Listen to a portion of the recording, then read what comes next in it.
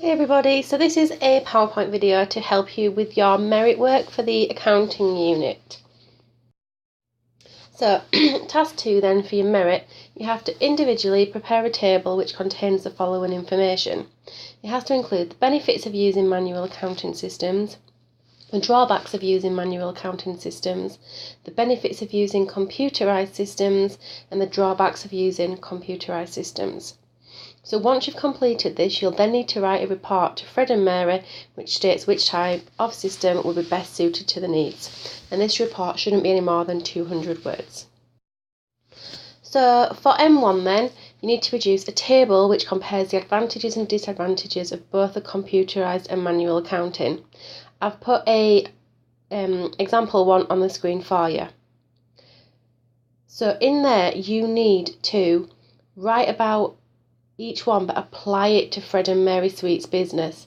For the group of you that have done this already, a lot of you have done advantages and disadvantages but you haven't actually applied it to the business. For the group set 1 who haven't yet started this piece of work, make sure that when you do start it that you are explaining the benefits but then applying it to Fred and Mary's company as well. So you need to create a large table with 4 columns so comparisons are easy to make. Remember, you've all done your P3 leaflet, so you can get ideas from this as well. So on the screen then, I've just given you a few ideas, advantages and disadvantages for a computerised system. Remember, if you need to press pause so that you can get this, you can do. You don't have to use these ones, it's just a couple of ideas that you might want to use.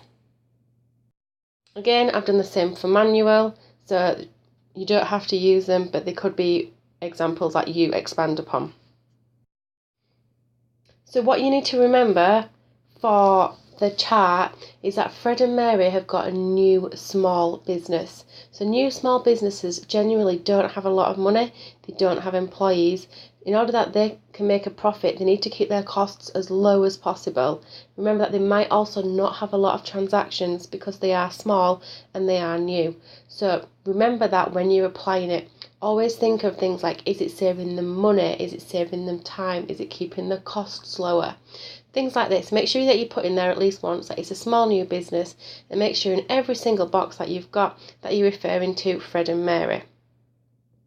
After you've done this, on the same document, you also need to include a report.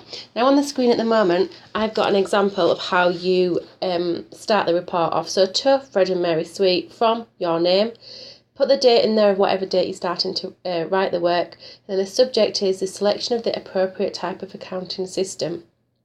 Write your introduction and your main body.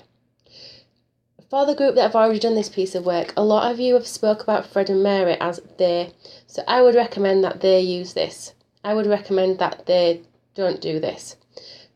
Your report is to Fred and Mary, so you should be saying, I recommend that you do this because, or I recommend this type of accounting system for your business, this is because. So for the group that's already done this piece of work, I want you to all go back and make sure that you're writing it directly to Fred and Mary and that you've given some really good examples about whichever type of accounting system you've chosen is the most beneficial for the business.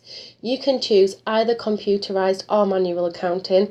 Just bear in mind that they have got a new small business whilst you're making your decision, and make sure that you refer to this in your answer.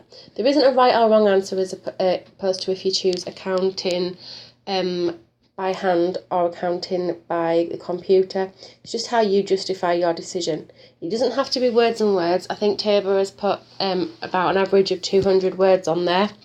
So it just needs to go under your report. Once you've done all of this, can you please submit it on Turnitin, print out the digital receipt, staple it to your work, put it in a plastic wallet and hand it in as M1. Once we've passed that, we can then start to do the distinction piece of work, which is to create a report and also a presentation. If you've got any questions, let me know, but I have got an example piece as well, but it should be fairly straightforward to complete this merit work. Now I've given you the layout and a few simple ideas that you could follow.